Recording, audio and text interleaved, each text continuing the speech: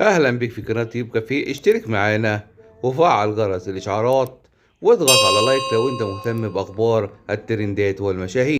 فيفي عبده تسير الجدل بنزول البحر بإسداد صلاة ونظارة شمس. تابعنا للتفاصيل، ادعمنا باشتراك ولايك وفعل زر الجرس.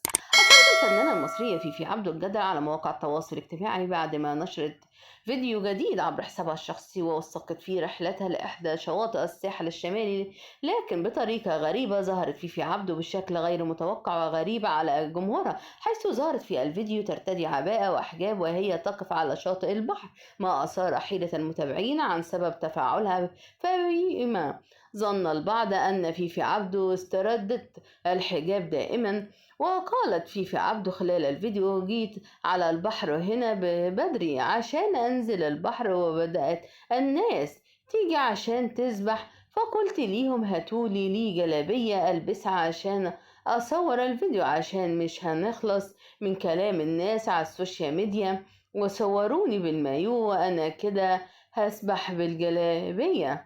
وخلال حادثة أوضحت فيفي عبده إنها تندم على نزول الشاطئ وأنها اتخذت قرار خاطئ، حيث أوضحت: أول يوم أنزل البحر وآخر يوم أنزل البحر، اعتبروني عيلة، وغلطت لا في بداية بدري ولا متأخر في الساحل، بس كان لازم اخد السبع موجات. يلا صيف سعيد عليكم إن شاء الله.